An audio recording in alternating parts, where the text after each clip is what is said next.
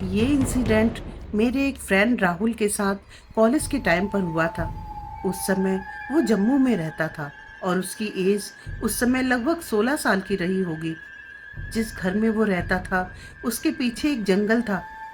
उसकी फैमिली के अलावा उस घर में और वर्कर्स भी थे, और क्योंकि उसके पिता एक रिप्यूटेड गवर्नमेंट ऑफिसर थे, इसलिए उसके घर के सामने कई गार्ड भी खड़े रहते थे।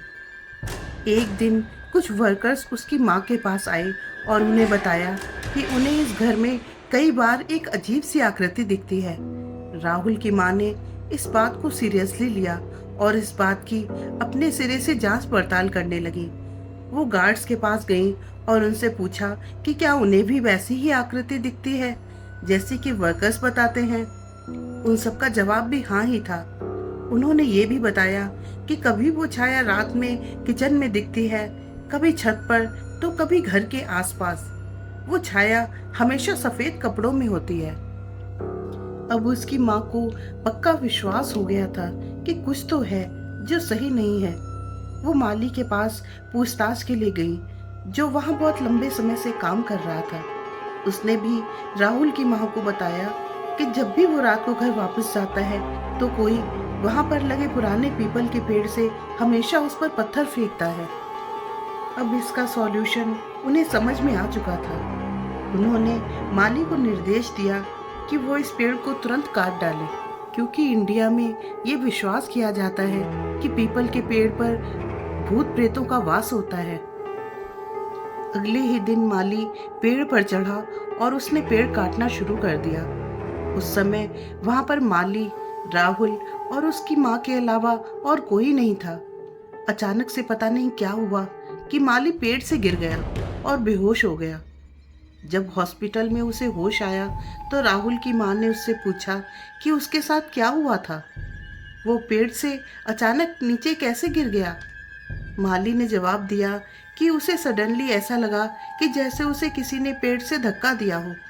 उसे पक्का विश्वास था कि उसे किसी ने धक्का ही दिया था, क्योंकि वो बचपन से ही पेड़ों पर चढ़ता रहा है और ऐसा हादसा उसके साथ पहले कभी नहीं हुआ था। घर में हर कोई डर गया था। राहुल की माँ को समझ नहीं आ रहा था कि क्या किया जाए। वो राहुल के पिता को भी इस बारे में नहीं बता पा रही थी, क्योंकि उन दिनों वो बहुत बिजी थे और वो उनको और स्ट्रेस में डालना नहीं चाहती थी। इसलिए उन्होंने इस बात को थोड़े दिनों के लिए इग्नोर कर दिया। सब कुछ नॉर्मल हो चला था और वो इंसिडेंट सब भूलने लगे थे। लेकिन कुछ दिन बाद फिर एक घटना घटी। एक रात को राहुल की पूरी फैमिली एक डिनर पार्टी से वापस आ रही थी। राहुल कार में ड्राइवर के साथ फ्रंट सीट पर बैठा था और उसके मम्मी पापा और छोटा भाई बैक सीट पर। क्योंकि रात बहुत हो चुकी थी, इसलिए वो सीट पर बैठा बैठा ही सो गया था। अचानक कार रुकने से उसकी आंख खुली। उसने हड़बड़ाकर ड्राइवर की तरफ देखा। ड्राइवर मंत्र पढ़ रहा था और साथ में अगरबत्ती भी जला रहा था। ये दृश्य देखकर वो थोड़ा डर गया। उसने ड्राइवर से पूछा कि वो ये क्या कर रहा है। उसके ड्राइवर ने बोला कि चिंता की कोई बात नहीं है, आप सो जाइए। लेकिन ये सब उसे बहुत रहस्यमय और डरावना लग रहा था। अब उसकी नींद पूरी तरह उड़ चुकी थी। वो कार के बाहर का दृश्य देखने की कोशिश करने लगा। उसने देखा कि कार के करीब 20-30 मीटर दूर एक आदमी खड़ा था। उसने सफेद रंग का एक लंबा कुर्ता पहना हुआ था। उसका फेस और बाल भी बिल्कुल सफेद नजर आ रहे थे। इसके बाद उसने जो किया उसे देखकर राहुल की आंखें फटी की फटी रह गईं। वो आदमी जमीन पर लेट गया। उसने अपने शरीर को इतना फैला लिया कि उससे पूरी की पूरी रोड कवर हो गई। उन्होंने जो देखा उस पर किसी को विश्वास नहीं हो रहा था। ड्राइवर ने डिसाइड किया कि उसे तुरंत कुछ न कुछ फैसला लेना होगा। उसने मंत्र पढ़ने शुरू कर दिए और उस अजीब सी चीज के ऊपर से वो कार निकाल कर भागा। अगले दिन राहुल बीमार पड़ गया। एक पुजारी को बुलाया गया और उसने बताया कि इस कैटेगरी की स्पिरिट को बड़प्पा कहते हैं और वे जितना चाहे उतना अपने शरीर को फैला सकती हैं।